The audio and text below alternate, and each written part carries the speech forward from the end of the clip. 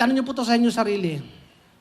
Nakikita mo ba na yung mga paglilingkod mo sa Panginoon ay isang pribilehiyo o isang burden? Honestly lamang po, katotohanan lamang, na do you feel that sharing the gospel ay para bagang gawain o para bagang task, itinakda lamang o isang pribilehiyo? Alam mo yung privilege? Yung privilege po yung pwede naman ng iba. Pwede namang iba ang tumanggap, pero sa kabutihan o sa kagandahan o sa biyaya ay ikaw ang tumatanggap. Yun po yung meaning ng privilege. Do you see, yung pong pagbibigay mo ng oras o pagsishare mo ng panahon mo para sa church ay isang job, isang task, o isang privilege? Do you see letting go of some material finances, yung mga pera pagbibigay mo para sa church for the work of evangelism, for the work of encouraging other brothers and sisters, as a job, as a task, as a burden, an obligation, or a privilege? Kung makikita mo po mga kapatid na ito po'y pribilehiyo, ang paglilingkod natin, lahat na ginagawa natin ay pribilehiyo, na ikaw ay blessed dahil sa pribilehiyong ito.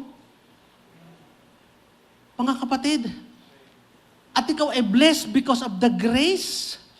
At dahil sa grace ito, may advantage ka, may benefit ka na magpartake sa pribilehiyong ito. Alam niyo kapatid, advantage. Advantage mo na ikaw ay makipartake sa gawain ng Panginoon. Ang puso mo matutunaw. Ang paa mo'y tatalon sa tuwa na mag-participate sa lahat ng gawain patungkol sa kaharian ng Diyos. At yung pagsishare mo ng kingdom's work for the glory of Jesus, ay hindi dahil ikaw ay capable, hindi dahil ikaw ay skilled, o hindi dahil ikaw ay may ability, ito'y dahil sa pamamagitan ni Jesus. Sa kanyang biyaya at sa kanyang tinapos na gawa, kaya ka ngayon may pribilehiyong mag-participate. At kung maintindihan lamang ito natin mga kapatid, alam nyo tayo po'y mag-uunahan. Magkakarera tayo. Para ikaw ang magkaroon, para yung area yun, ikaw ang makagawa. Para sa tuntunin na yun, ikaw ang mag-participate. Para sa privilege na yun, ikaw ang naandoon sa harap. Mag-uunahan tayo kung alam natin na itong gawain ito ay pribilehiyo na ibinigay sa atin. Kaya ito po ang panalangin natin ngayon na after this message ay hipuin ng Panginoon ang ating mga puso.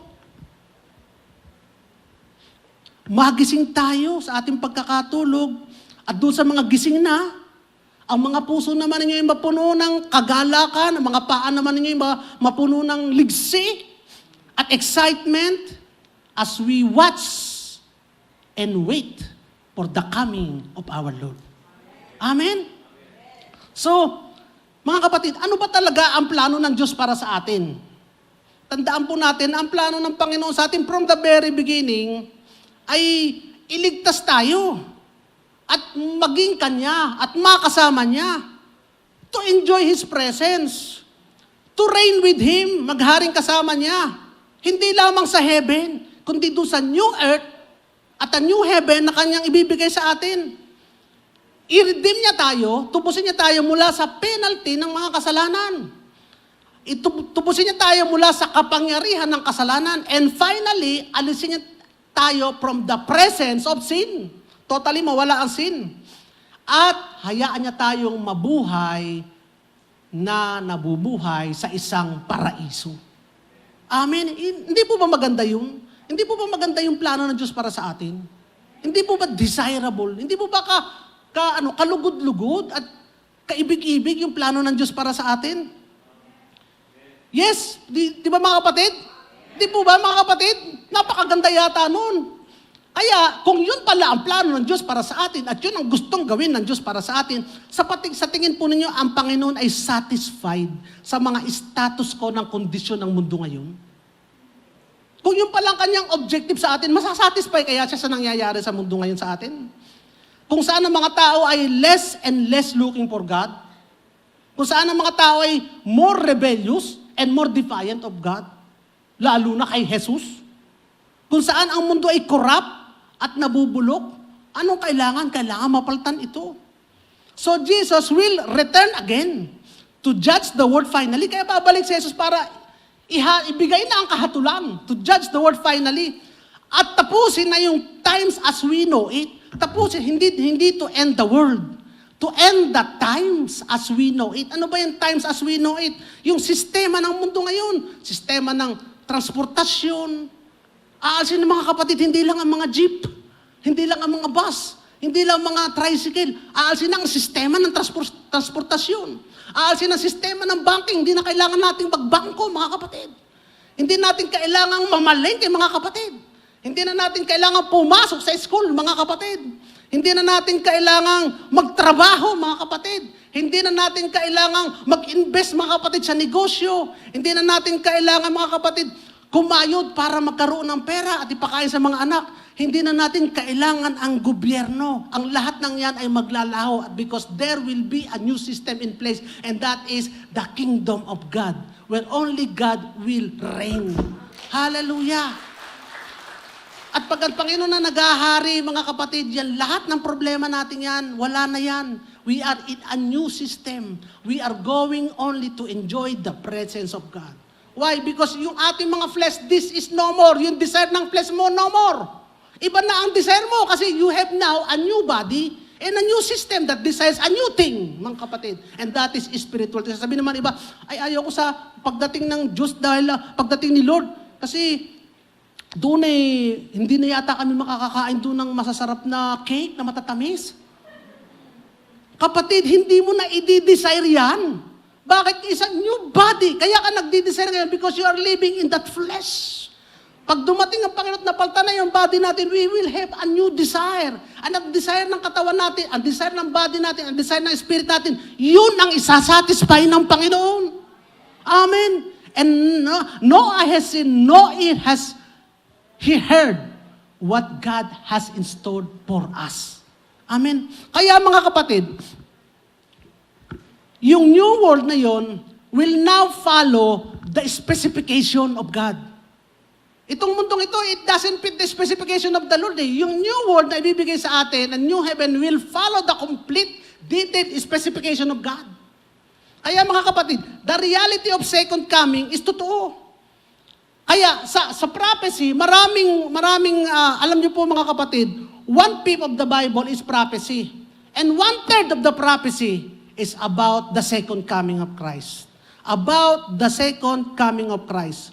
Kaya po mga kapatid, madami, kahit ito ang major content of the Bible, marami pa rin maraming hindi naniniwala that Jesus will really return to establish His kingdom. Bakit pa kailangan bumalik ni Jesus? Samantala ko ikaw naman is save. Save ka naman, ligtas ka naman. Ay di hintayin ka na lang niya sa langit. Ay dito na lang tayo magkita-kita. Bakit pa kailangan bumalik? Di ka mga kapatid? Tama, kung ligtas na din lang. Ako naman din sabi ni, ako naman din nakaupo na. Ako naman tapos na sa gawain. Total, pagka naman kayo nakarinig ng gospel of grace, kayo naman ligtas na.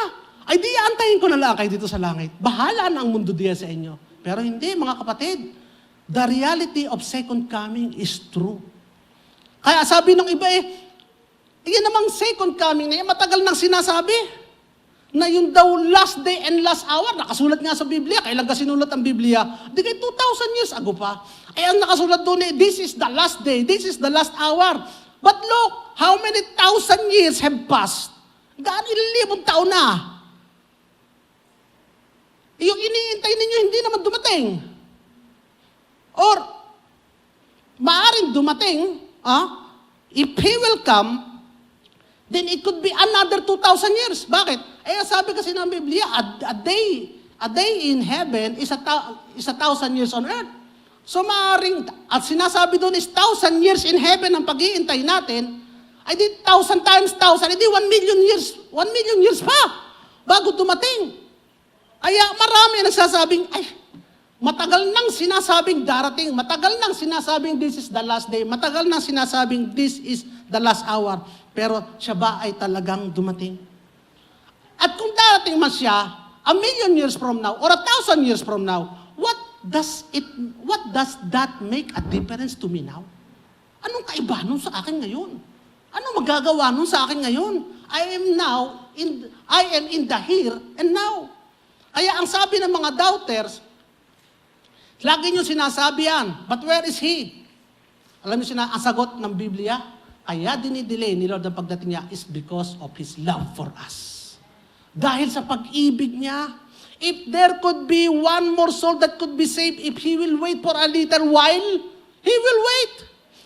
Mga kapatid, but time will come. Darating ang oras that the birth pain will be over. Bakit? Because it's already time to give birth. Kasi oras na ng kapanganakan. And He will appear. And we are already ready. Amen? He is patient. He does not wish that anyone would perish. Kaya siya'y naghihintay. But time will come when all the elect will be redeemed. Lahat ng naka-elect ay ligtas na. Ito sabi ng Romans chapter 11 verse 26, wala pa dyan, doon sa bandang huli pa, pero huhugutin ko na. Sabi ng Romans 11 verse 26, when all the numbers of Gentiles have been reached. Until such the number of Gentiles have been reached. And then He will come. Ibig sabihin mga kapatid, hindi unlimited. Ang kaligtasan, ang langit ay hindi napupuno. Ibig sabihin, napakadami ang pwedeng maligtas. Pero kapatid, hindi unli. Ibig sabihin ko, ang eroplano, pag napuno na, o nabili na ang lahat ng ticket, lalargo na yan. Kaya mga kapatid, ibig sabihin, ang pagliligtas ay nakadepende sa number of Gentiles na maliligtas. Kaya mo ba ipakita dyan sa sister? Romans 11 verse 25. Sa bandang gitna pa yun. Pero hugutin mo na din. Kapag ka ito'y na-reach mga kapatid, hindi unlimited ang paghihintay ng Panginoon. Darating ang panahon kung saan ang number of Gentiles nakatakda doon kung gaano karami ang number ng Gentiles na masisip ay maririch. At pag na-attain yun mga kapatid, darating ang Panginoon. Ang magandang balita mga kapatid, kasama ka doon sa number na yun. Amen. Hallelujah. Di ba't kaya ka naririto mga kapatid ay napalista ng pangalan mo? Di ba't kaya ka naririto kasama ka na doon sa binilang? Kaya ang maganda kahit ito ay hindi limited at ito ay limitado, ay ikaw mga kapatid ay kasama doon sa nakakuha ng ticket. Isipin mo, ikay pupunta sa bakunahan, habang-haba ng pila mo, pagkatapos ng bandang 10 o'clock, nandun ka na sa malapit na, sasabihin nung nandun sa harap na nag-check, cut off na. Ano gang sakit nun? Pumila ka ng habang-haba. Pero ikaw mga kapatid na nakakuha na, naandun ka na kahit maghintay, mga kapatid, meron ka ng ticket, sigurado na ang destination. Ganon din mga kapatid. Romans 11:26. 25. Romans 11:25. Wala. Buksan nyo na lang sa inyong mga Biblia.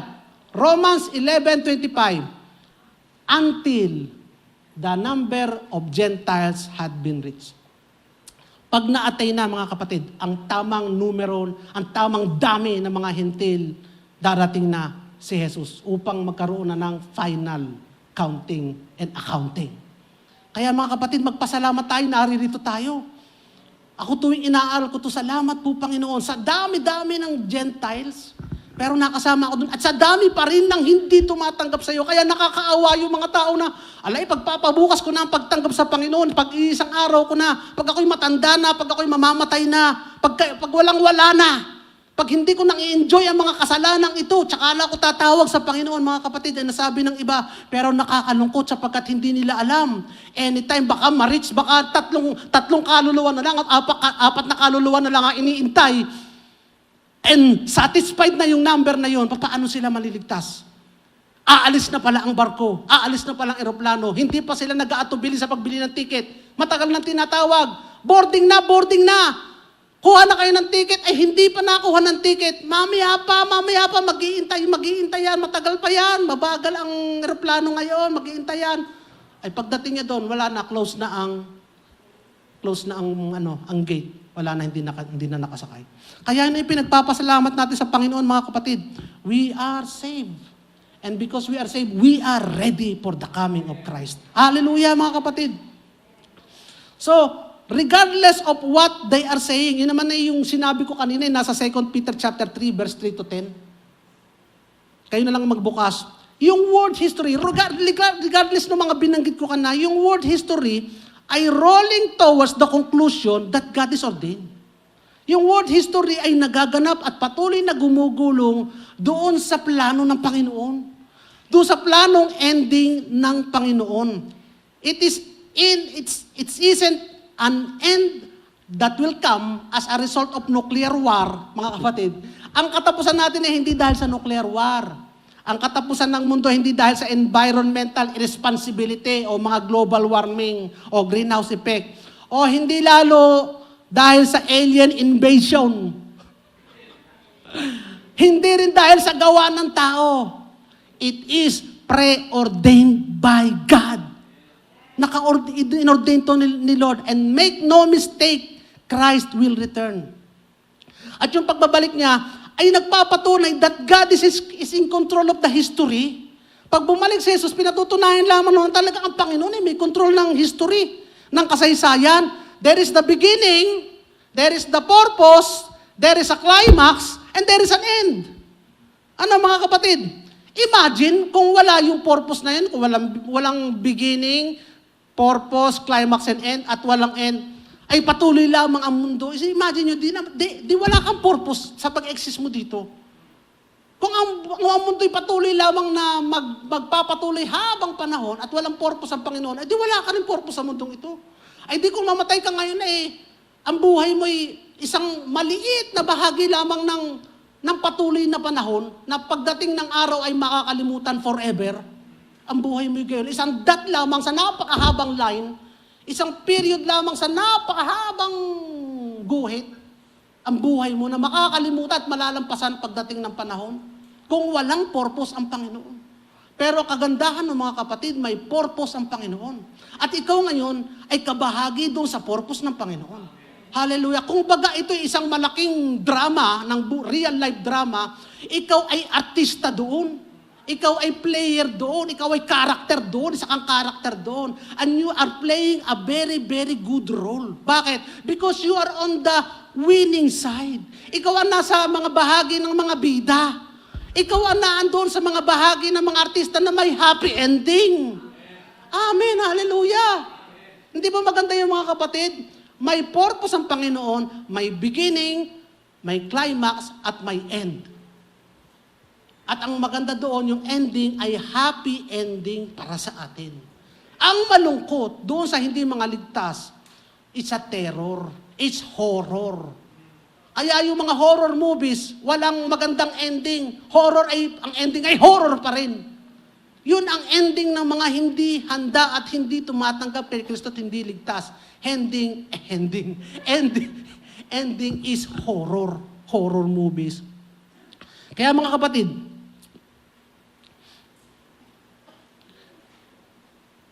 here are some reasons from the scriptures which you can know that Christ is coming again. Ito ang mga reason talaga. Isang ebidensya na talagang ang Panginoon ay hindi niya tayo bibiguin sa kanyang sinabi that He is coming. Number 1, Word of Christ. Si Kristo mismo ang nagsalita. Nung unang mga pagtuturo ni Kristo, He was always referencing to His second coming. Kaya nakasulat sa Matthew chapter 24 verse 5, pag-aaralan natin mamaya. Lucas chapter 21, pag-aaralan natin mamaya. So, nung siya ay isa lamang portion, nung siya ay nasa harap ng mga Sanhedrin, nung siya ay kine-question ng mga Sanhedrin, sabi ng mga Sanhedrin, sabihin mo talaga kung sino ka, ikaw ba ang Messiah na darating? Ito ang sagot ni Kristo. He told the high priest, you will see the Son of Man sitting at the right hand of power and coming with the clouds of heaven. Yun ang kanyang sagot.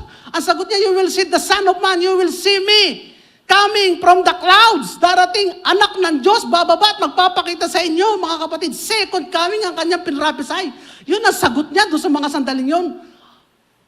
Jesus Himself is prophesying. Jesus Himself is telling that He is going to come back. Amen.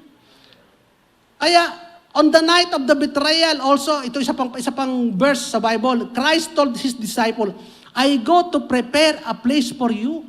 And if I go and prepare a place for you, I will, ano sabi? I will come again and receive you to myself. Sabi ng John chapter 14, verse 2 to 3, I will come again. So, hindi lamang yung credibility ng Diyos ang nakasalalay dito kung hindi niya gagawin na kanyang second coming. Yung credibility din ni Kristo, kung hindi siya babalik. Kung hindi siya babalik, He is a liar. But Christ will prove that He is not a liar and He will prove what He has said. Amen? Number 2, bakit we are sure that Christ is coming?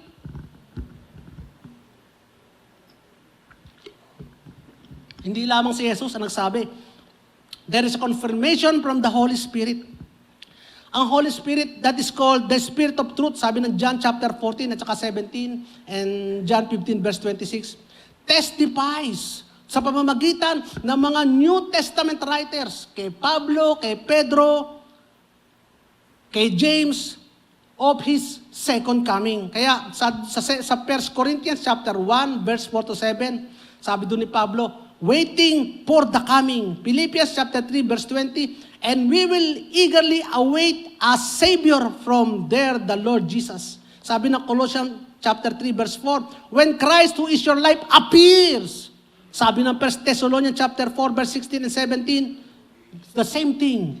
And etc. etc. Marami pang ibang verses. Si Apostle Pablo, sinabi din niya ito sa, Apostle Pedro, sinabi niya sa 1 Peter chapter 1 verse 13 and 5 verse 4 and 2 Peter chapter 3. Sinabi din niya yung kanyang pagbabalik. At si Apostle John, sinabi din niya ito sa 1 John chapter 3 verse 2. Picturean nyo na lang. Kayo na magbukas mga kapatid. Again and again, through these New Testament writers, through the witness of the Holy Spirit, it confirms, it affirms that Jesus Christ is coming back. Amen mga kapatid. Number 3, another reason.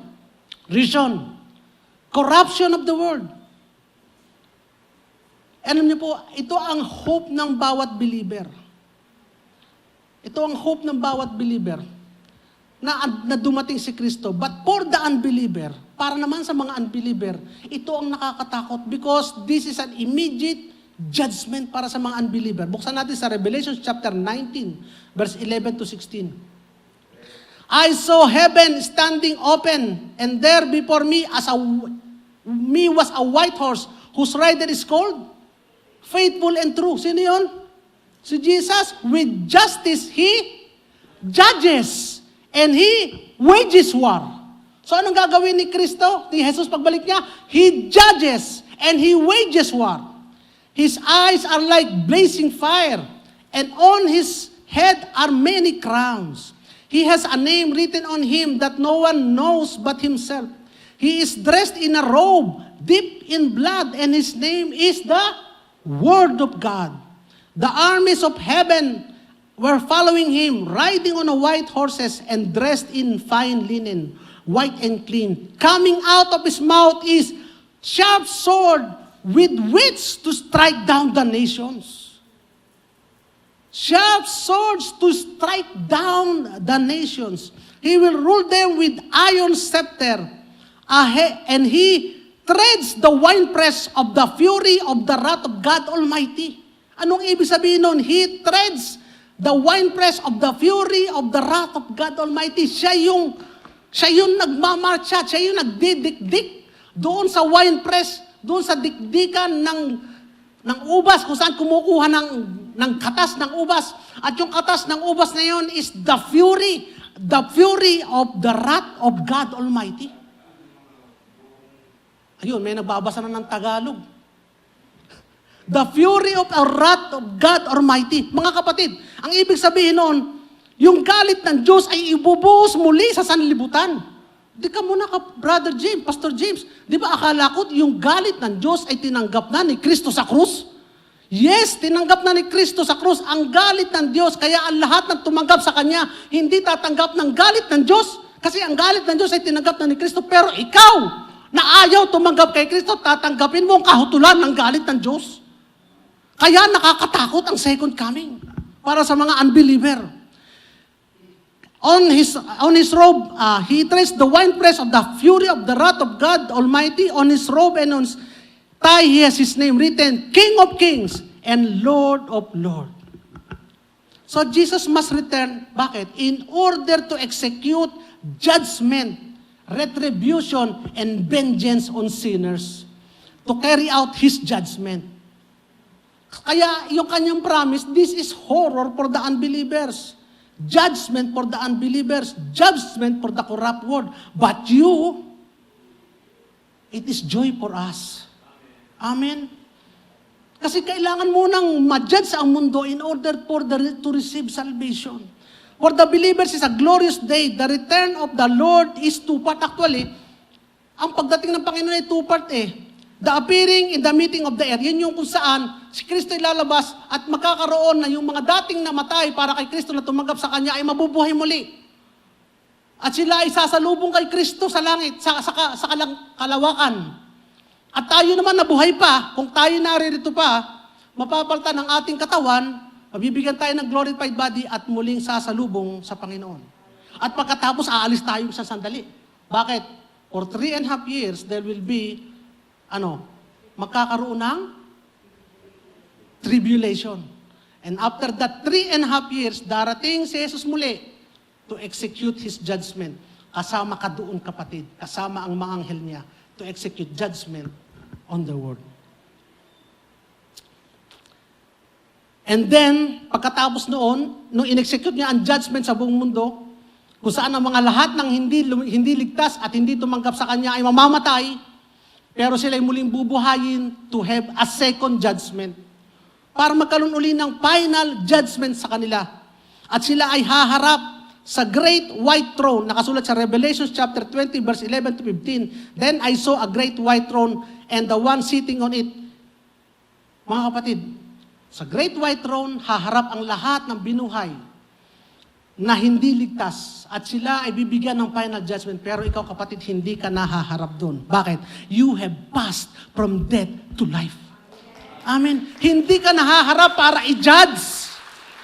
Kasi doon babasahin ng kanila lahat ng kasalanan at sila paparusahan. Pero ikaw, kapatid, hindi ka nababasahan ng iyong kasalanan. Bakit? You have been judged already through Christ. Sapagkat siya na ang tumanggap ng judgment mo. At dahil siya na ang tumanggap ng judgment mo, may nakatatak na yun sa'yo. Ano nakatatak sa iyong dibdib?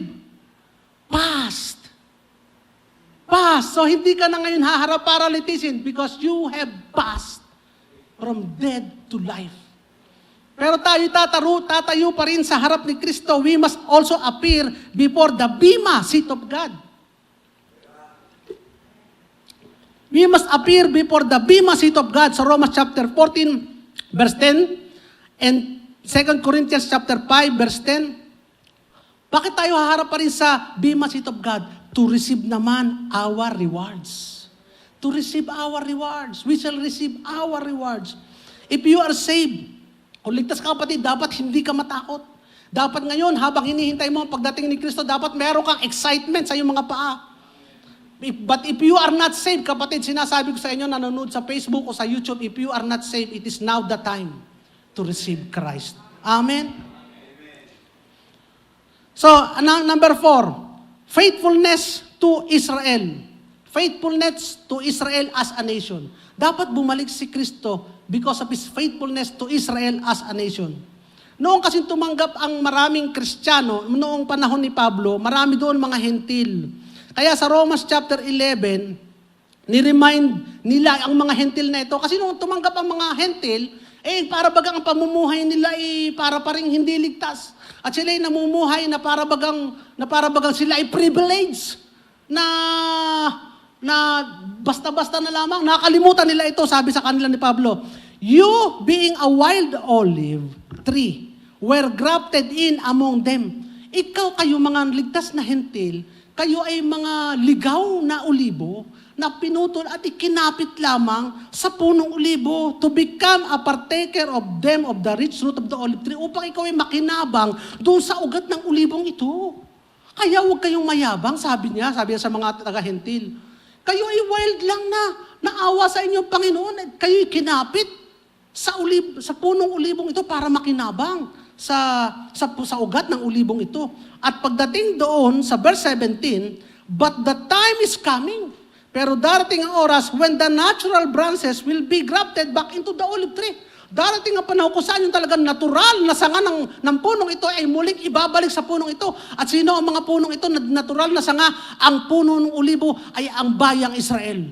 Kapag ka ang bayang Israeli ka ay muling tumanggap, ibabalik yan. Sabi niya, sa verse 23 to 24, but the time is coming when the natural branches will be grafted back into the olive tree. Saan ito inire-relate ni Pablo? Inire-relate ni Pablo, itong time will come na ito is to the second coming. Inire-relate niya ito sa second coming. Kaya sa verse 26, ang sabi nito, Israel has experienced a hardening in part. Part hardening. Hindi lahat ng Israel ay tumanggi sa Panginoon. Partly lang hardening. Tumigas ang puso ng iba. Until, ito ang tandaan niyo mga kapatid, until the full number of the Gentiles has come in. At pag dumating na yung full number ng Gentiles, tulad nga na sinabi na natin kanina, verse 26, and in this way, all Israel will be saved. Darating ang panahon, mga kapatid, ngayon matigas ang mga Israelita. Pero darating ang panahon na ang mga Israelita ay ibabalik muli ng Panginoon. Lalambot ang puso at ang Israelita ay tatanggap sa Panginoon. At pag tumanggap na ang mga Israelita sa Panginoon, darating na ang Panginoon. Yun ang sinasabing, when the number of elects has been redeemed, darating na ang Panginoon. When the numbers of Gentile has been reached, lalambot na ang puso ng mga Israelita. Darating na ang Panginoon. Muli, nagpapasalamat tayo dahil tayo kasama dun sa mga numbers na yun na naligtas na. Amen. Praise God. So, ang Panginoon is faithful to His promise. Faithful to His promise, nation of Israel. Kaya, tingnan natin ito mga kapatid. Marami sa Old Testament name ng nation na nag-oppress sa Israel, ay wala na. Obsolete na. Jebusite, Amalekites, mga races na obsolete na. Mga, anong bayan yon? Mga Ur, Syria, Babylonia, ano pa? Parasites, Parasites, lahat ng yan, hindi mo na makikita ang mga yan. Wala na. Wala na rin yung nation yan. Obsolete na yung pangalan nila. Except for Egypt. Because Egypt symbolizes the kaaway ng Israel. But Israel still remains Israel. And Israel remains to be Israelite people. And they remain to be Hebrew people. And they remain to be Jew. Isipin nyo na obsolete na ang lahat. Pero naandun pa rin ang Israel. Anong ibig sabihin nun? Because God is faithful to the nation of Israel. At pangako niya kay Abraham, pangako niya kay Isaac, pangako niya kay David, that one of the race of David will sit into the throne of David sa bayan ng Israel to rule forever. Pagdating ng oras na yun, ang sinasabi doon ay si Jesus, at pag umupo si Jesus, tsaka lamang mawawala ang pangalang Israel because all will be one nation under God. But as far as Christ has not yet returned, He is showing His faithfulness by retaining the race and the name of Israel. Hallelujah. Kaya ito ay ang babalik ang Panginoon upang patunayan sa bayan na Israel na siya ay faithful sa kanyang mga pangako. Because the calling of God cannot be revoked. Amen, mga kapatid. Number 5. Itong napakaganda. Bakit kailangan dumating si Jesus? Vindication of Christ. Pagpapatunay ng kaluwalhatian ni Jesus. Pagpapatunay ng kaluwalhatian ni Jesus. Kasi mga kapatid, hindi maaaring manatili sa mata ng mga hindi mananampalataya na si Jesus ay itsura lamang ng isang taong dumudugo. Isang taong nakapako sa krus. Itsura ng isang kriminal na hubad sa krus. Hindi maaaring yun ang manatili sa mga mata ng mga hindi mananampalataya. Ang Diyos nyo pala ay nakapako sa krus. Ang Diyos nyo pala ay hubad. Ang Diyos nyo pala ay dugo-dugo. O ang iba naman, ang Diyos nyo pala ay bata. Ang Diyos nyo pala ay batang nakadress. Dress up. O ang Diyos nyo pala ay maitim na patay na ipinaparadalaang. Hindi maaring yun, mga kapatid, ang habang panahong makikita sa alaala ng mga hindi mananampalataya, mga kapatid. Alam niyo po, mga kapatid, noong namatay si Kristo at siya muling nabuhay, nagpakita lang siya sa mga mananampalataya. Pero kahit isang hindi mananampalataya, hindi siya nakitang hindi buhay. But He will be coming soon. Vindication of Christ. The unbelieving world will see His glory displayed to everyone, sa lahat. Matanda, mananampalataya, hindi mananampalataya, makikita nila talaga si Jesus, who Christ really is. Christ also has, sabi sa Matthew chapter 24 verse 7, sa Hebrew chapter 9 verse 26, Christ also having been offered once to bear the sins of many, and He will appear a second time, not to bear sin. Magpapakita siyang muli, hindi na upang kunin ang ating kasalanan. He will appear no longer to bear sin. Hindi upang tubusin ng iyong kasalanan. Magpapakita siyang muli, hindi upang tumubos ng iyong kasalanan. He will come to bring salvation to those who are waiting for Him. Amen? And to bring judgment to those who do not believe in Him. Sabi ng Matthew chapter 24, verse 27, He will be like a lightning for, para kanino? For all to see. Sipin niyo mga kapatid, ang pagdating ni Kristo muli ay supernatural. Because for all to see. Kasi kung hindi supernatural yan, maraming hindi makakakita sa Kanya. Maraming makakarinig lang ng chismis na dumating siya. Kasi hindi naman lahat nakakakita eh. Merong iba nasa ilalim ng bahay. Merong iba may sakit, nakahiga sa banig. Merong iba na may ginagawa sa bukid. Merong iba tulog. Merong iba gabi. Pero supernatural appearing. Hindi maaaring hindi mo makita. You will see it like a lightning. Siguro kung bulag, even the blind will see ang pagdating ni Kristo because His coming is supernatural. And when a supernatural comes, you will see the supernatural glory of God. Amen? Hindi na yung Kristo nakapako. The Lord, you will see Him as the Lord of Lords and the King of Kings, riding on a white horse. Amen. Amen. And every eye will see Him. Kaya nga nung sa Revelation, marireveal. Because now you will see Him as He is. He will finally be revealed. Sabi ng Revelation chapter 1 verse 7. Luke chapter 21 verse 25 pala. Luke chapter 25 verse 21. Yan, Luke 25 sis. Luke 21 verse 25. Pakiatras. Sabi dito, people will faint from terror. People will faint from terror. Apprehensive of what is coming on the world. For the heavenly bodies will be shaken. At the time they will see the Son of Man coming in a cloud with power and great glory. Alam niyo yung word dyan, yung power and great glory is doing injustice do sa real meaning yan eh. Kasi talagang hindi mo ma-explain ang makikita mo when you see the Son of Man coming in the cloud. Sabi nga dito, people will faint. Kaya yung lahat na nag-max, kaya vindication, yung lahat ng tumatawa kay Kristo, yung ini-insulto si Kristo, hindi nananampalataya sa Kanya, hindi naniniwala sa Kanya. Yung mga sinasabi nga, isang propeta lang naman yan. Sinasabi, isang tao lang naman yan. Sinasabi nga, isa naman crazy man lang yan. Sinasabi naman, fictional story lang yan. Mga kapatid, yung oras na yon, marireveal sa kanila, totoo nga pala. Totoo nga pala. In all generation and in all nation, will see the true glory of Jesus Christ coming from heaven. They will see Him as He who really is. The King of heaven, the Lord of lords, God Almighty. Then they will know the truth. Kakainin nila ngayon ng mga salita nila, kakainin nila ngayon ng pangapanlilibak nila, kaya lang, it's already too late. It's too late. Kaya, kayong mga tumutuya kay Jesus, it's already too late. Kapag doon nyo pa lamang nakita si Jesus, why don't you receive Him now and believe in Him?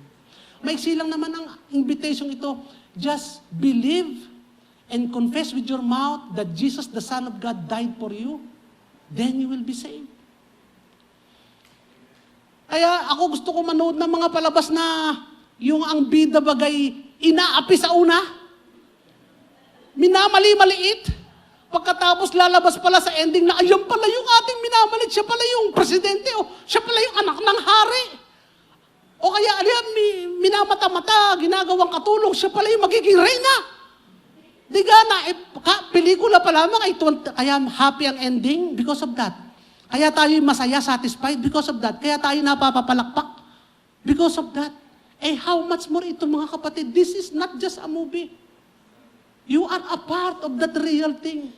At yung kanilang minamak, inaapi, pero inyong pinaniniwalaan na inyong sinasamba, na inyong dinedepend, ay totoo nga pala. Kayo ay mapapasigaw sa tuwa. Sabi, salamat na lamang po, Panginoon, nabuksan mo ang aking mga mata. Masasayang ka. Masasayang ka. Promise. You'll cheered. Alam ko, kung doon lamang sa mga nagko-concert, napapasigaw na tayo. Nanonood ako doon sa mga lumang concert ng Beatles. Kamo yung mga babae, mamatay-matay doon sa pag-irit, pagsigaw. Pagka nagganyan na si Ringo Starr, mamatay-matay na. Mga kapatid, sino ba yan? Mga artista na yan. Artista lang yan, tao pa rin yan. Pero ito, ang Panginoon, ang Diyos. Diyos ito, Diyos. At ikaw ang sabi sa'yo, I will come back for you. At alam mo, pagbalik niya, para sa'yo yun. Hindi ka ba mapapaihi sa saya? Hindi ka ba mapapatalong sa galak? Sa oras na yun? Yung idinedepend mo, ipinagpapakasakit mo na ipag-preach, ipangaral, mga kapatid. Ngayon, naandyan na, totoo na. Sinusundo ka na. Hindi ka ba mapapaluha noon, mga kapatid? Hallelujah. Parang hindi kayo natutuwa, mga kapatid. It's either, hallelujah, it's either kayo yung matuwa o kayo yung matakot. Alin sa dalawa? Saan kayo? Sa matatakot o sa matutuwa? Sa matutuwa. Ayaw ko doon sa matatakot. Number 6, destruction of Satan. Finally, destruction of Satan. Alam naman natin na si Satan is already defeated para sa ating mga Kristiyano. He has no power over us. But in this world, alam natin that Satan still has dominion. May dominion pa rin sabi sa John chapter 12 verse 31. Pakilabas mo lang kasi.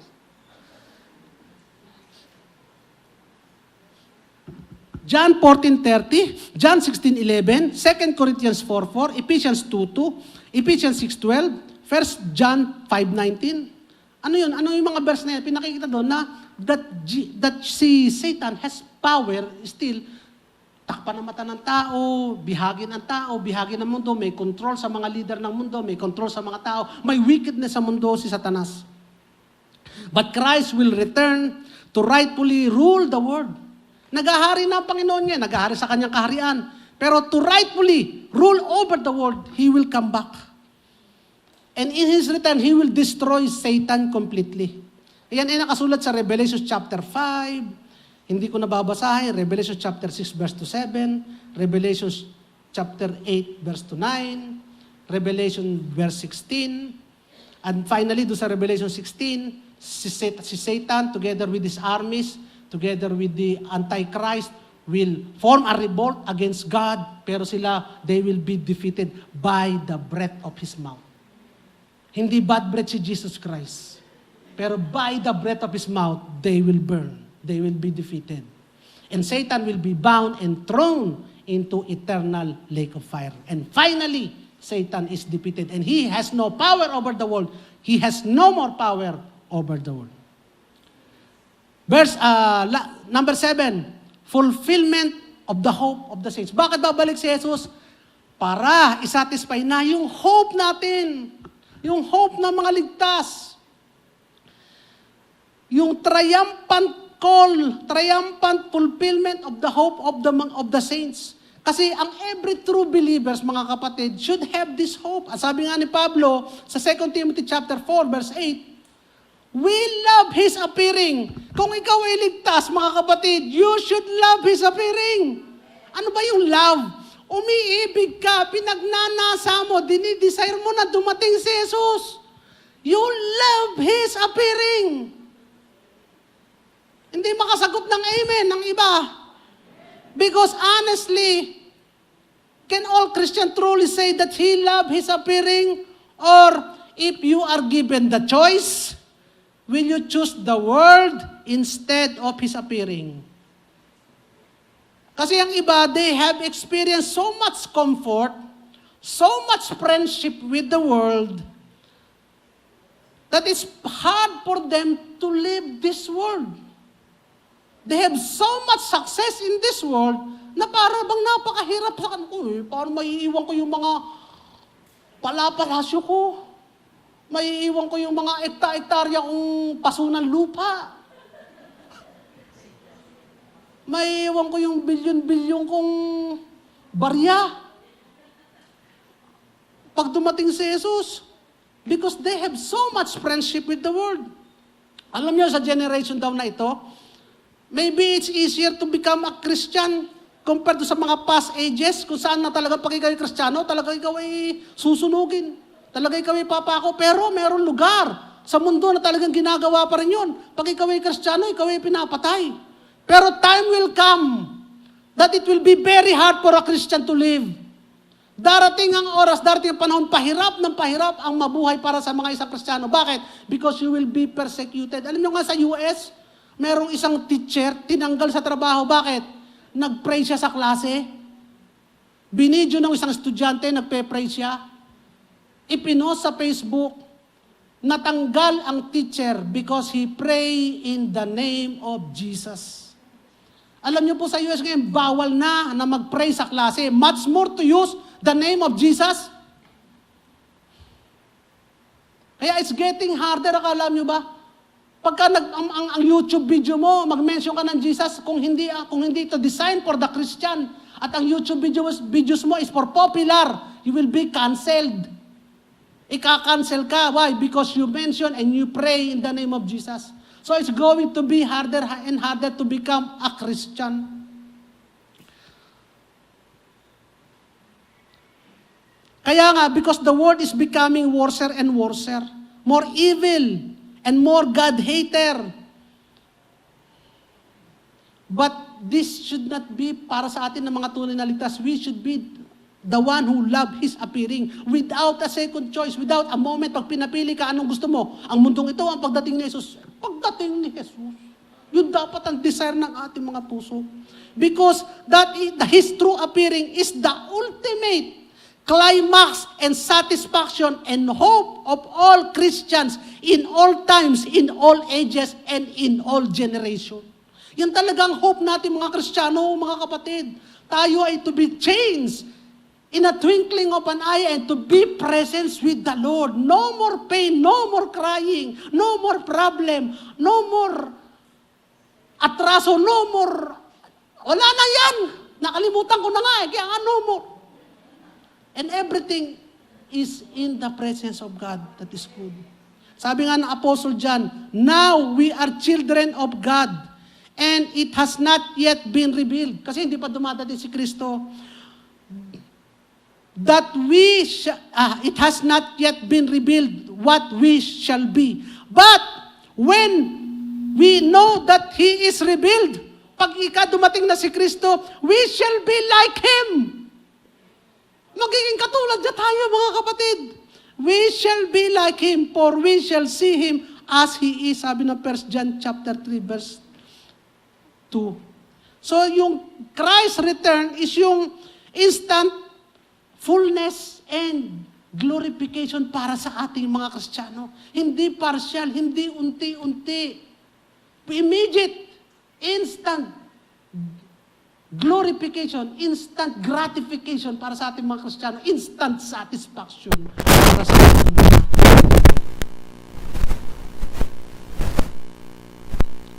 Sabi sa New Testament, 2,000 years ago, itong tema natin sinusulat na, looking for and waiting for the coming of for the return of Jesus Christ. Why do we need to preach the second coming? Bakit kailangan natin i-preach ng mga kapatid? Because if second coming is not preached, ang mga tao will start to put their investment into this world. Dito na lang nilalagay ang lahat ng kanilang investment. People will begin to make the world their home. Gagawin ng mga Kristiyano na itong mundong ito ang kanilang tahanan. Merong isang tao nasa cruise ship. Sa sobrang sarap sa cruise ship. At dahil sa Amerika, mas mura pang ikaw ay mag-cruise kaysa ibayad ka ng mga anak mo sa home for the aged. Anong pinili niya? Doon manatili sa cruise ship. Tama mga kapatid? Mas mura kasi, may privilege ang senior eh. So sa cruise ship na siya nakatira. Day in, day out, nasa cruise ship siya. Yung cruise ship palayag-layag kung saan-saan pumunta. So yung kanyang kwarto, yung kanyang room, nilagyan na niya mga picture niya. Nilagyan na ng mga portrait niya. Amoy beha na rin yung room na yun. Kasi parang doon na siya nakatira. Hanggang sa isang araw, yung cruise ship ay nasira at nagkaroon ng butas. Alam niyo, pinili ng mamang ito sa halip na sumakay at lumipat ng barko? Hindi. Mamatay kasama ng cruise ship. Kasi yun na yung kanyang tahanan eh. Habang lumulubog ang barko, hindi niya niinda. Nagsasayaw-sayaw siya sa loob ng cruise ship. Kasi yun na yung kanyang bahay. Yun na yung kanyang tahanan. Bagamat ang cruise ship is destined for destruction. Handa lumubog. Hindi siya umalis na yun because yun na yung kanyang tahanan. Yun ang nakakatakot mga kapatid kapag hindi natin naririnig ang preaching about the second coming. We might develop this idea that we belong to this world. No, we are just foreigner, passer, this world. At ang talagang ultimate destination natin ay sa kaharian ng Diyos. At kung ang kaharian ng Diyos ay dadating, yun ang pinakahihintay natin. Hallelujah. So, ano ngayon ang sign? Ang maganda sa Panginoon, hindi tayo iniwan na basta na tayo gugulatin. Bagamat pinaghahanda ka, hindi kanya gustong basta gulatin. Binigyan niya tayo ng sign, kaya nga ang aking message is, wake up, kasi tulog na, yan, yung kaya natin sinabi, awake na kami. Ngayon, watch, kasi binigyan niya tayo ng sign. Wake up and watch, part 1. Part 1 itong message ito, meron itong katuloy, part 2, sa banda-bardarian. Alam niyo, sabi niya ba, I have a feeling, ang naramdaman ko dadating na ang Panginoon. I don't have a feeling. I have the Word of God. Amen. Mas maganda yun eh. Yung Word of God kasi yung feeling lang eh. I have the Word of God. Sabi ng Matthew chapter 24, verse 3 to 25, ang haba. Haba yan, isa-isahin natin hanggang sa dumating ang Panginoon. Ayan. So as Jesus was sitting on the Mount of Olives, the disciple came to Him. Si Jesus gumagawa lamang ng summary, ng preview. Hindi ito detail. Kung gusto niyo na mas detail, magbasa kayo ng Revelation, magbasa kayo ng Book of Daniel. Yun yung detail. Kung paano ang pagdating ng Panginoon. Binibigyan tayo ni Jesus ng preview. Preview, general preview. Jesus was sitting on the Mount of Olives. The disciple came to Him privately, tell us, they said, when will this happen? Kasi kinikwento ni Jesus yung destruction of the temple. Sabi ng mga disciple, when will this happen? Happen. And what will be the sign of your coming and of the end of age? Anong tanong nila? Sign of coming and the end of age. Hindi end of the world. End of age as we know it. So the sign of His coming and of the end of age. So, ang sagot sa kanila ni Jesus ay ganito, watch out that no one deceives you. For many will come in my name, claiming I am the Messiah, and he will deceive many. Marami na ba? May narinig na kayo? Siya daw ang son? Appointed pa? Appointed pa?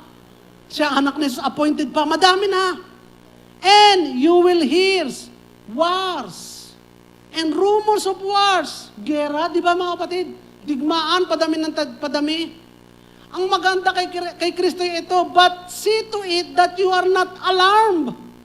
Such things must happen, but the end is still to come. Ang maganda kay Jesus, mga kapatid, pag magsasabi siya ng bad news, sinabi niya, pero huwag kayong mabahala because any bad news for you is still a good news. Amen. He is about to tell a bad news, but said, huwag kayong mabahala. It's still good news for you. Akong bahala. Sagot kita. Amen. Parang ganito yan eh. Dadaan kayong magkakabarkada sa eskinita. Naku, kita yung dami nagiinuman, daming tambay. Sabi nung kasamahan yung taga roon, huwag kayong matakot. Akong bahala. Kasi sa lugar nito, kilala akong, pag sinabi kong takbo, takbo! pangit ng aking example. Hindi magandang example yun. Mas magandang example, yung example na related dun kay Kristo. Pag sinabing akong bahala, sabi ng teacher na nanligaw sabi ng teacher mo na nanliligaw sa iyong kapatid. Teacher mo pero nanliligaw sa kapatid mong mas matanda. Sabi, today, we will have graded recitation at dito mababasa 50% ng inyong grade kung papasa kayo o hindi. Ay patay, hindi kayo nag-aral, hindi kayo nakapag-aral. Pero kumindat, kabado-kabado ka, napating ka sa teacher, pero kumindat sa iyong teacher. Anong ibig sabihin nun? Huwag kang mabahala, sagot kita. Anong ibig sabihin nun? Maaring pagtapat sa iyo, ang mga question ay, kamusta si ate? Maaring o kaya hindi ka matanong. Maaring yun. Pero sinabi ni Kristo, darating itong mga nakakatakot na panahon na ito. Pero, huwag kang mabahala. Amen. Ang sarap pakinggan mga kapatid. Hindi tayo dapat matakot. Nakakatakot ang balita, nakakatakot sa mundo. Pero sa atin, maganda pa rin balita. Amen. Hallelujah. Kasi nga, hawak naman niya tayo eh. But, ito ang basahin natin, such things must happen. Basahin nyo ngayon? Things must happen. Ang sabi ba, such thing may happen. Such thing can happen. Such thing must happen. Whether you like it or not, dapat mangyari to. Kahit sino maging presidente, dapat mangyari to. Dapat magkaroon ng wars and rumors of wars. Dapat magkaroon ng earthquake. Dapat magkaroon ng famine. Dapat magkaroon ng judgment. Kahit sinong presidente. Yan ang sinasabi dyan. Dahil ba ang presidente mo ito ang nanalo, pag hindi na darating si Kristo, darating pa rin. Dahil ba presidente mo ito nanalo, hindi na darating ang wars, or rumors of wars, darating pa din because this thing must happen. Kaya huwag ka na makipag-aaway kung sino presidente mo. Hayaan mo sila kung sinong gusto nilang iboto. Boto mo kung sinong gusto mong iboto, pero this thing must happen. It will not affect the destination and the plan of God for this world. It cannot affect. Bagamat magandang iboto ng presidente, yung magandang presidente at mapapagkatiwalaan mo. Hindi ko, maganda yung, mali ang word ko. Hindi maganda. Tamang presidente. So we cannot pray this out. Ipagpa-pray natin, Lord, i-deferred mo muna your coming. I-deferred mo muna ang judgment. I-deferred mo muna ang earthquake, ang wars or rumors of wars. Pwede mo bang i-pray na i-defer? Hindi mo may pag-pray. O pwede mo ipag-fasting na i-defer? Hindi mo may pagpapas ito. Because this thing must happen. We cannot make the world better. Kaya hindi darating si Lord dahil I have made the world better. Dahil I have been an advocate of green ecology. Dahil naging advocate ako ng waste disposal. Dahil naging advocate ako ng anti-greenhouse gases, ay i-deferred na ni Lord ang kanyang pagdating. Dahil gumaganda na ang itsura ng climate. No. Ang pagsama ng mundo will happen because this must happen. And nations will arise against kingdom. Nations will arise against nation and kingdom against kingdom. There will be famines. Yan mga kapatid. May taggutom. There will be earthquakes, lindol, and in various places. But again, sinasabi sa atin ni Lord, don't be alarmed. Imagine nyo si Jesus Christ, kumikindat sa inyo. Bahala. Imagine nyo yun, kahit nakakatakot. Because all of these are just the beginning of birth pains. Simula lamang ito ng birth pains. Yung mga nanganak na, taas ang kamay. Ano ba yung birth pain? Hilab. Pag nagsimulang humilab ang tiyan, simula na ng kapanganakan, pero kapanganakan na ba agad? Hindi pa. Pero ano nangyayari? Pag humilab ang tiyan, darating ang oras na yung paghilab mo ay more frequent, mas madalas ang paghilab. Hilab na ng hilab. At yung pagsakit, mas matindi, pasidhi ng pasidhi.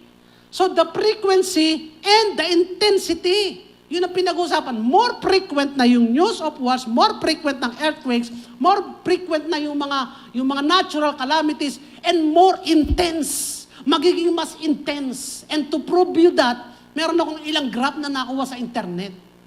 Pakita mo nga, sista. Ayan ang isang graph. Globally, floods are increasing.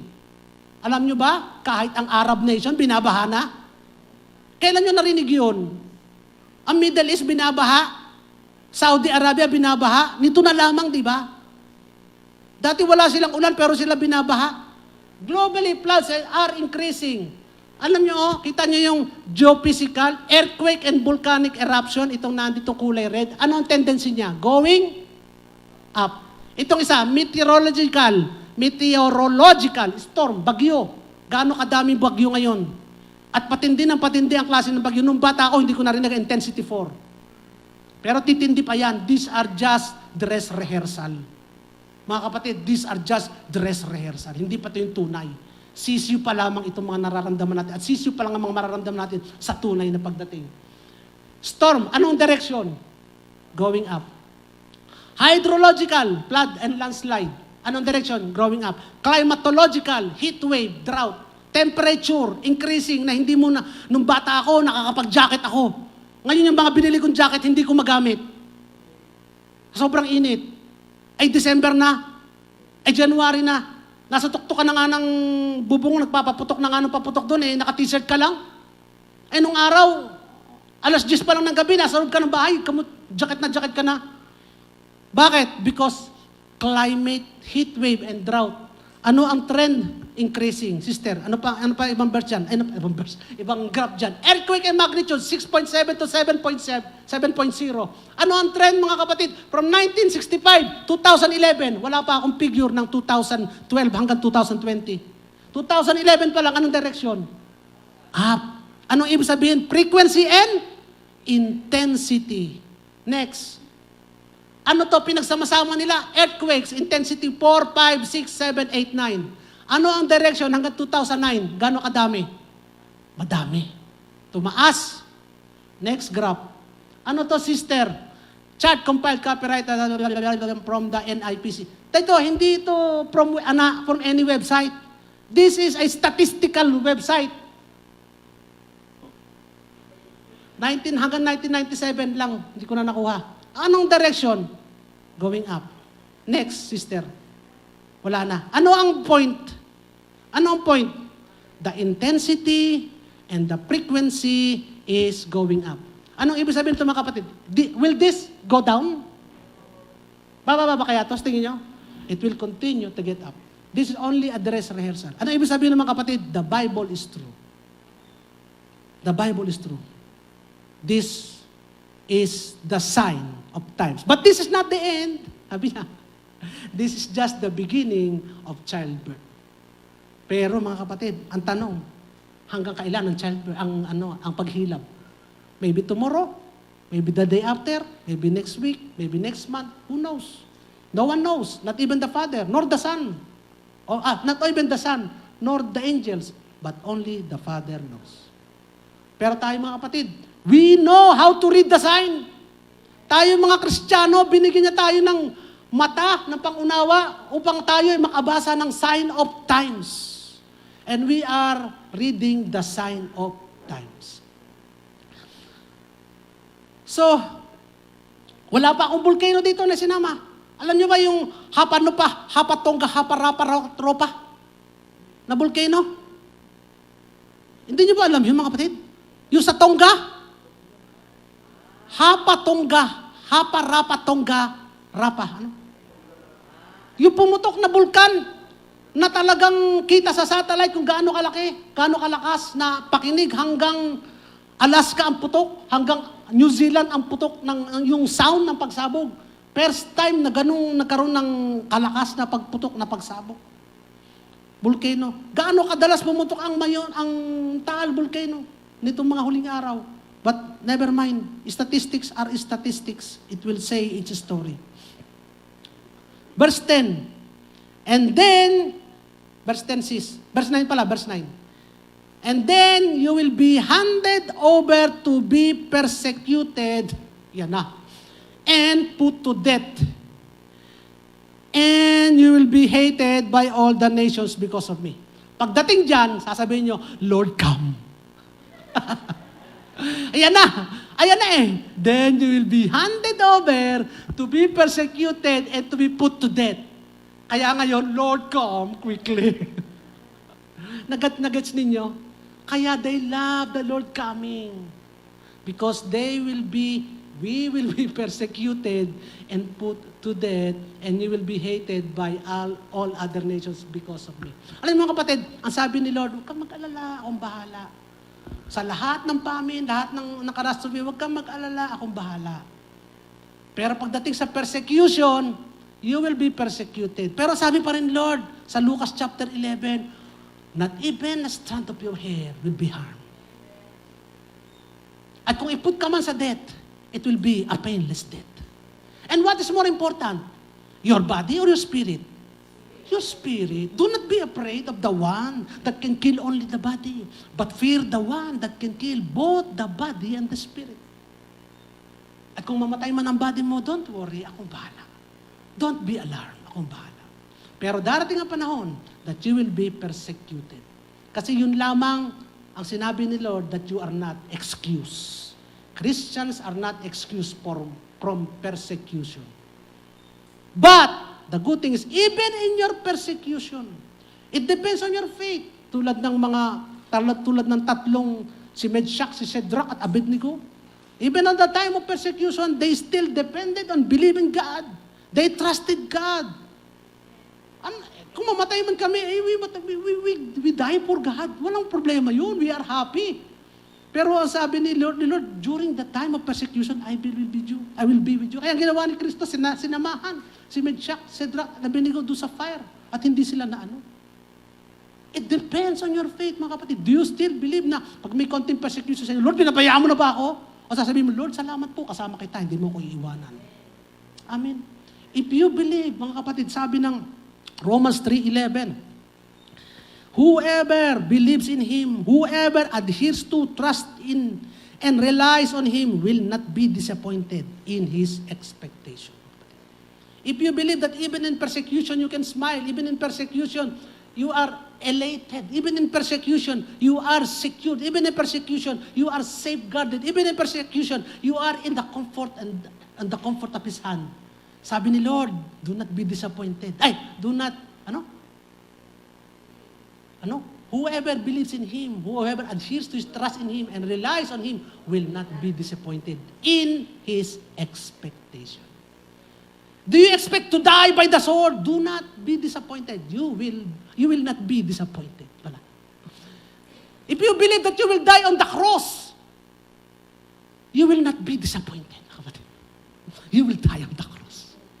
Kasi iba't-iba tayo ng calling. Minsan niya ako nag-iisip, Lord, bakit ba ganito itong sinabi mo na to? Is this pertaining to all believers? Or is this only pertaining to the disciple during that time na kausap mo? But even though, kung ito pertaining only to the disciple na kausap mo ng araw, bakit mayroong mga disciple na mas naghirap at may disciple na hindi ganun kahirap ang pinagdaanan? Mayroong disciple na namatay by inverted crucifixion, meron naman disciple na namatay sa kanyang higaan on the Mount of Patmos.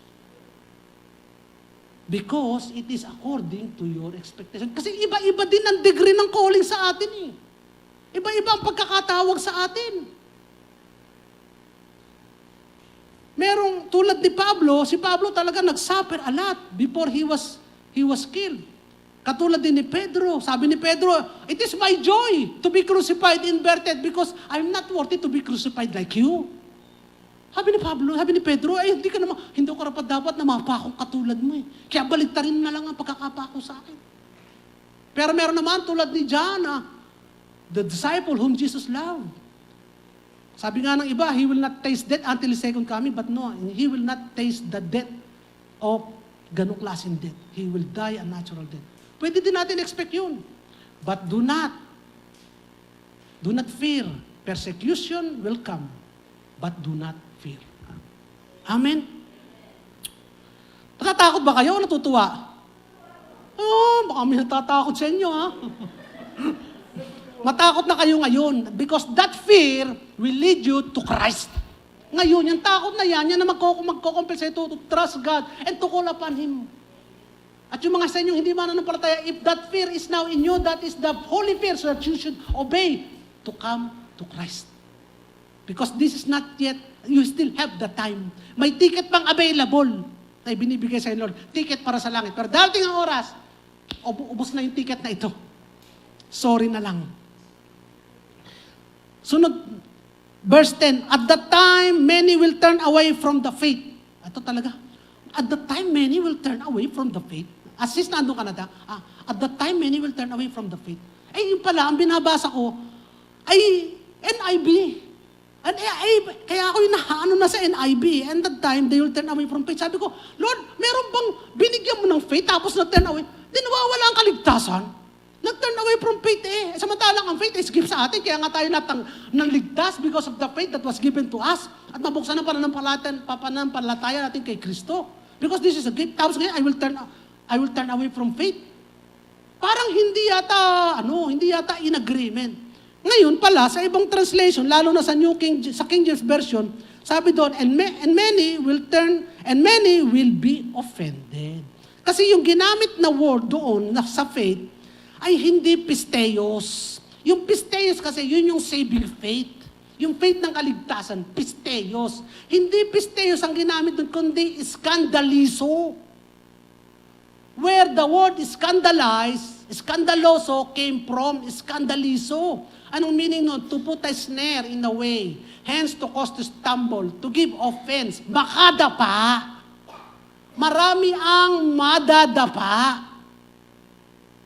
Pero hindi nangangahulog ang marami ang hindi naligtas. Marami siguro sa unbelievers. Marami dahil ayaw ko na kasi kayo naman sa inyong church nag-aaway-away din pala kayo. O kaya marami naman mga Kristiyano na nadadapa din sa kapwa Kristiyano. Di ba? Parang hindi kayo maka-amen. Bakit madadapa? Kasi sa verse 11, and will betray and hate each other. And many false prophets will appear and deceive. Hindi muna doon. Bakit nakakadapa? Because nakaka-creep in yung wickedness. Kaya tayo mga kapatid, mag-iingat tayo na hindi tayo makakadapa. Madami daw ang aayaw, hindi naman sinabing hindi maliligtas skandalizo naman. Marami ang madadapa. Makakadapa. And many false prophets will appear and deceive many people because of the increase of wickedness, and the love of most will grow cold. The love of most will grow cold. Bakit ba nawawalan ka na ng Kasi nawawalan na. Lagi ka ng biktima ng scam. Lagi nang may kumakatok sa'yo, scam pala. Lagi nang may nanghihingi sa'yo, scam pala. Lagi nang may nag-FB sa'yo, nahingi ng tulong, scam pala. Hindi pala sila yung may-ari ng FB account. O nang i-scam lang pala talaga. Di ka? Nawawalan ka na. Parang, bawat tao, dati ikaw awang-awa ka. Naku, kayo na, tutulungan kita. Ngayon, hindi na, tingin na. Ano na naman kayo padali dito? Ano na naman kakasaysayan ito? Yung love mo has grown cold. Dahil nga sa dami nabibiktima. Dahil sa marami nasasaktan, dahil ikaw lagi ka nasasaktan, your love has grown cold. But the one who stands firm to the end will be saved. Ito na naman, saved na naman.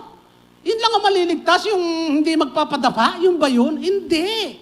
Ang saved kasi ito is preserved, rescued, and healed physically. At the end, those who will stand firm will be saved physically. Preserved, rescued. Sabi kasi na Lucas chapter 25 verse 11, he who has stand firm, even the hairs will not be harmed. And the gospel of the kingdom will be preached in the whole world as a testimony to all nations, and then the end will come. And then the end will come. But again, not the end of the world, but the end of the times as we know it. At the time, if anyone says to you, verse 23, look, here is the Messiah, or there he is, do not believe. For the false Messiah and false prophet will appear and perform great signs and wonders to deceive many, if possible, even the elect. Ito maganda mga kapatid. Darating ang Antichrist to deceive many. They will perform miracles. Aba, di baka tayo ma-deceive. Pero ang sabi dito mga kapatid, He will deceive many. If possible, even the elect. Kung po pwede, kahit ang mga elect. If you are elected, if you are one of the elect, you will not be deceived. Bakit? It is not possible for the elect to be deceived. Hindi ka madi-deceive. Bakit mga kapatid? Ito kasi ang style ng Antichrist. Ang style ng Antichrist kasi, he will promise world peace. He will promise world prosperity. He will promise world peace through his means. Yung hindi nagawa ni Kristo, sabi niya, if Christ needed to destroy the world first before peace, you can have peace through me without destroying the world. He will promise world peace without sacrifice. He will promise world prosperity without investment. Ito ang promise ng Antichrist. Kaya ang Antichrist susundin ng marami, lalo na yung hindi nakakatugon ng katunayan. So, titingnan na pa, isipin mo, na ipagkasundo niya ang Israel at saka Arab nation. And truly, he can accomplish that because he will be granted that power. He will be given that power na pagsunduin talaga ang bayan, ang nation. He will promise world peace and there will be world peace. Sabi ng mga tao, yes, we have world peace. Tuwan-tuwa mga tao. Itaas natin siya. Siya ang tunay na Diyos. He can accomplish that. But in the end of the 3.5 years, He will break His promise. And He will destroy, and He will attack the nation of Israel. After 3.5 years. Ibe-break niya kanyang promise of world peace. But people will be deceived. Sasabihin na talagang yun ha. Kasi he attained world peace eh. Nang hindi nagawa ni Kristo, nagawa niya eh. Naipagkasundo niya ang nation eh. Panangako ni Kristo pero hindi niya nagawa. Kaya siya na. Alam niyo, ang laki ng paralisi nito kay Pedro. Nung si Kristo sinasabing, I will be crucified. Ano sabi ni Pedro? Aba, hindi maaaring mangyari yan. Yun ang sabi ni Pedro. Ano sabi sa kanya ni Jesus? Get behind me, Satan. Ay, tingin, yung sinabi ni Pedro, aba, hindi maaaring titignan, ang ganda naman namang sinabi naman ni Pedro, Kristo, para naman sa'yo yun, ano? Papako ka sa krus, hindi yun mangyari yan, para naman sa'yo. Pero ang sabi ni Kristo, get thee behind me, Satan. Hindi alam ni Pedro na sinasabi niya, pero inspired by Satan yung sinabi niya. Anong point doon? Ang point doon is that si Antichrist, tulad ni Pedro, nung oras na yun, the devil, they want to attain something without judgment. Ang gusto ng Panginoon is to fulfill His mission of judging sin through Him, and then salvation through Him. Judgment, and then salvation. Pero ang sabi nito ni Pedro, ay hindi maaaring mangyari yan. Wala nang judgment. Yun din ang sinasabi nito si Satanas. Hindi maaaring magkaroon ng judgment. Salvation agad, peace agad. Nakita niyo para release mga kapatid doon? That is the work of the enemy. The word of the enemy is, pagagandahin ko ang mundong ito.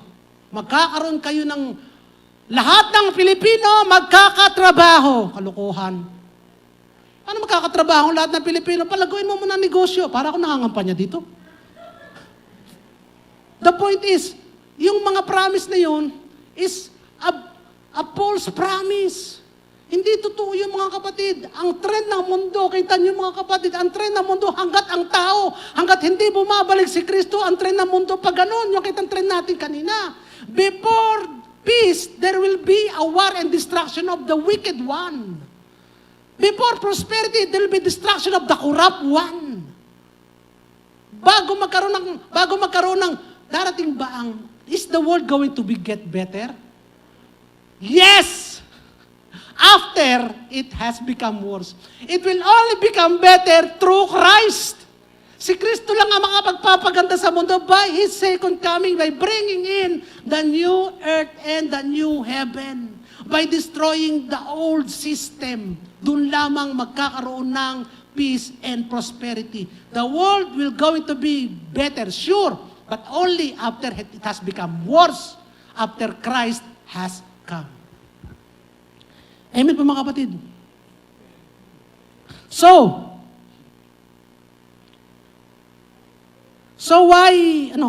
if anyone tells you, there he is out in the wilderness, do not go out. Here he is in the inner room, do not believe. Bakit ka huwag maniniwala mga kapatid? Pag may nasabi, andun na si Kristo, punta ka doon. Andun sa bayan, takbo ka na sa bayan. Andun na sa Kapitolyo, Bakit hindi ka maniniwala mga kapatid? Because you have to see it by your eyes. Because you have to see it by yourself. Ikaw mismo, no one has to tell you. Sabi nga sa verse 27, for as lightning that comes from east is visible even to the west. Kita ng mga mata mo.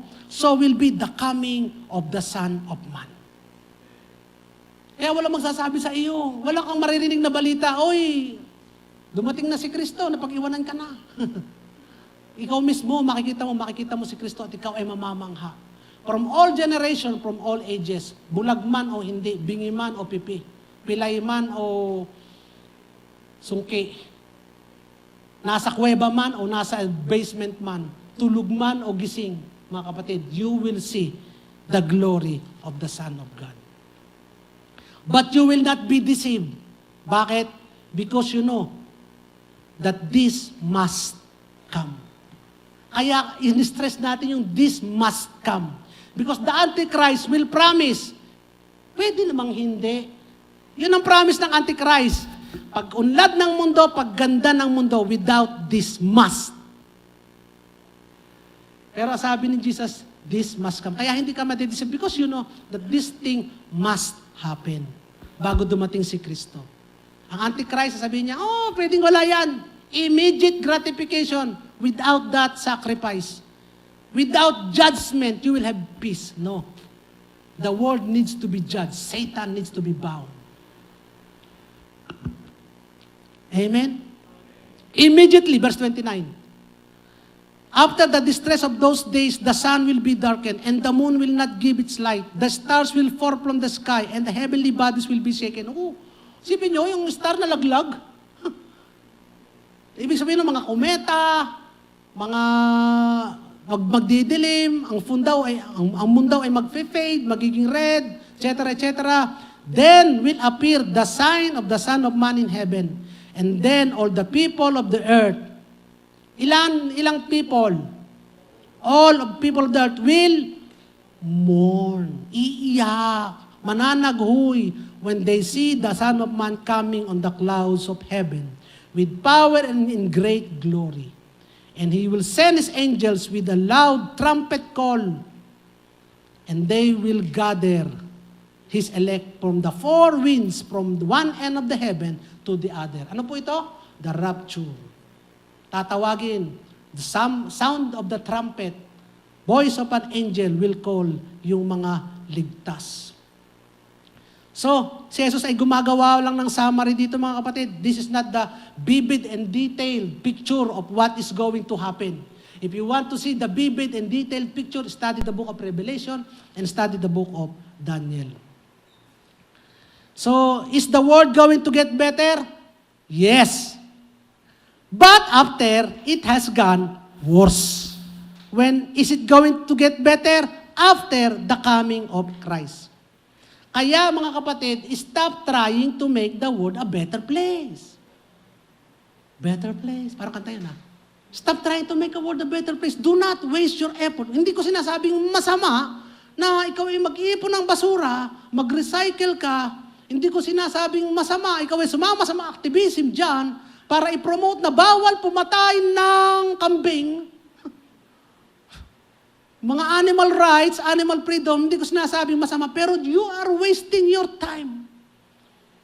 Because the world is not going to get better, it's going to get worse. It will only get better after the coming of Christ. So, verse 32, now learn this lesson from the fig tree. As soon as the twigs get better, tender, and its leaves came out, you know that summer is near.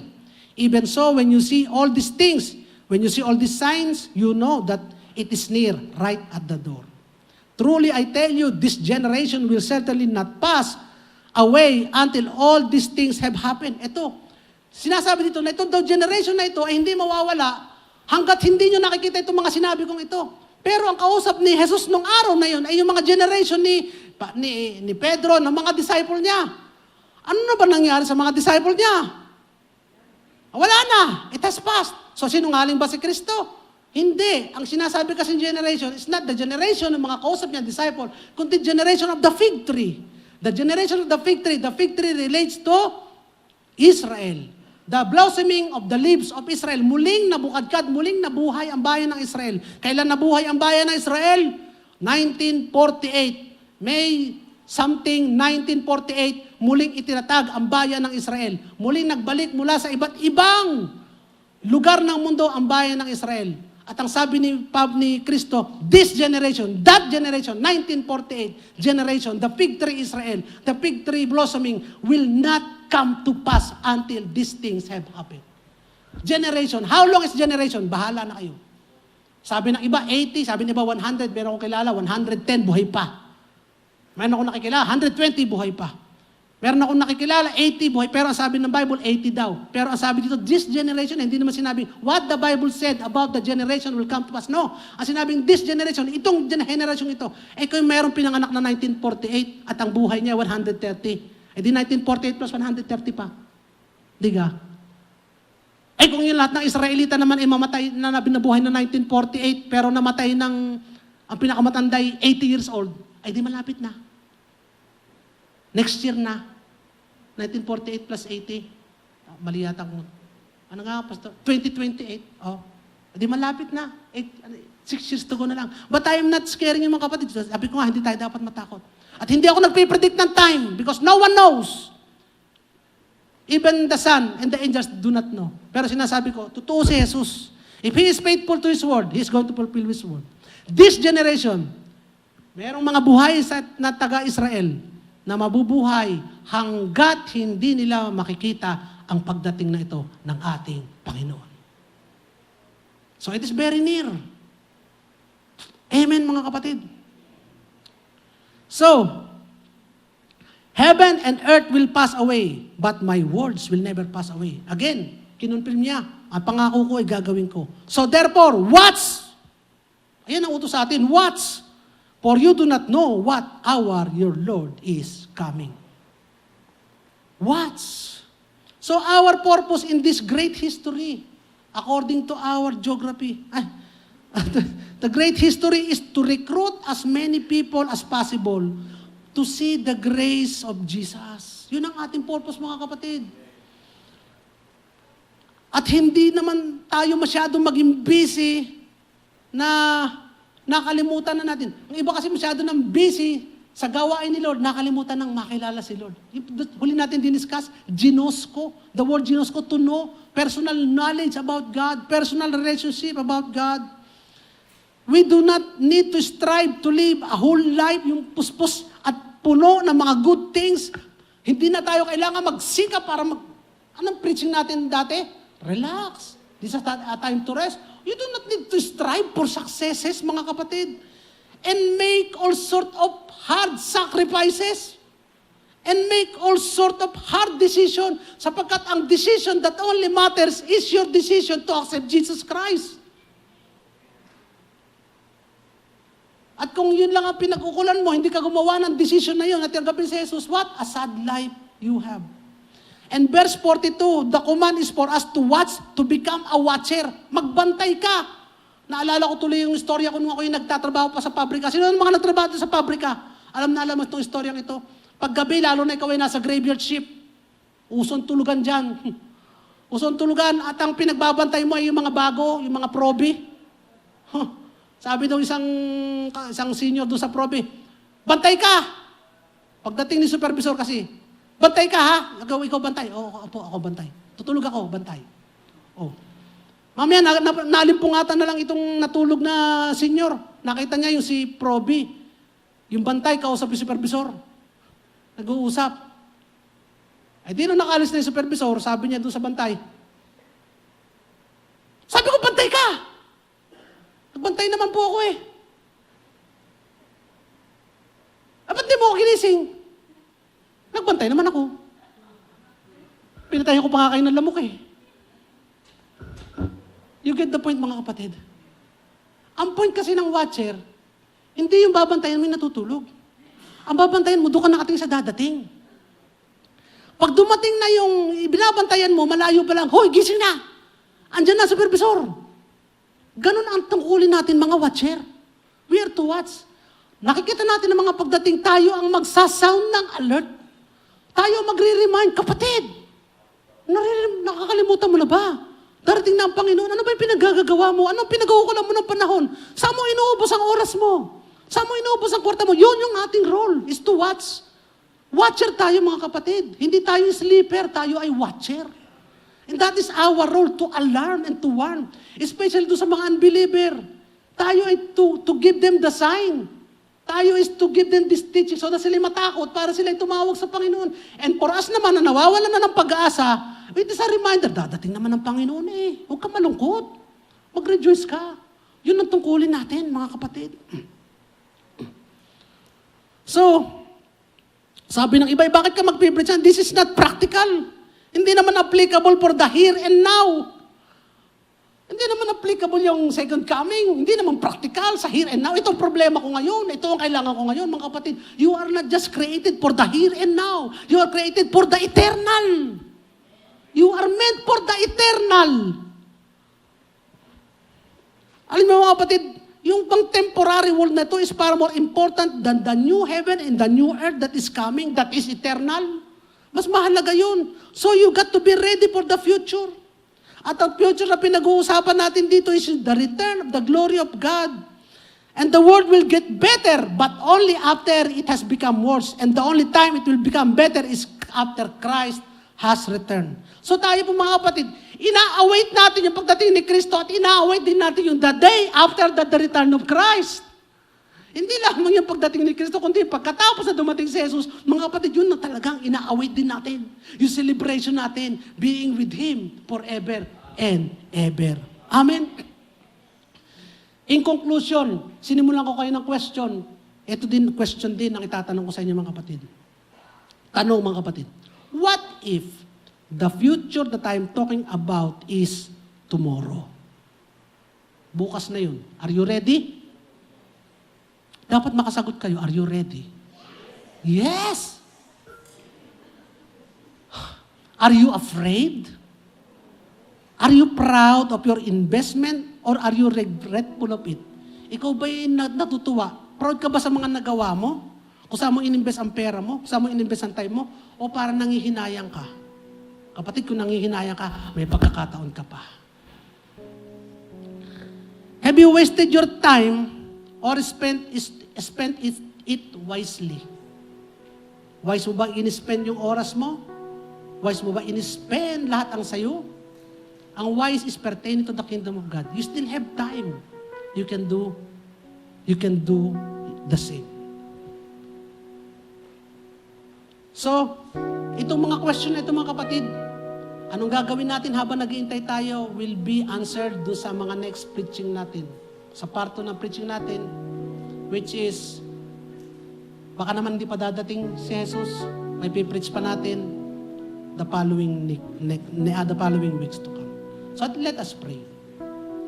Lord, kami po yung nagpapasalamat dahil kami ay kasama doon sa mga iniligtas mo.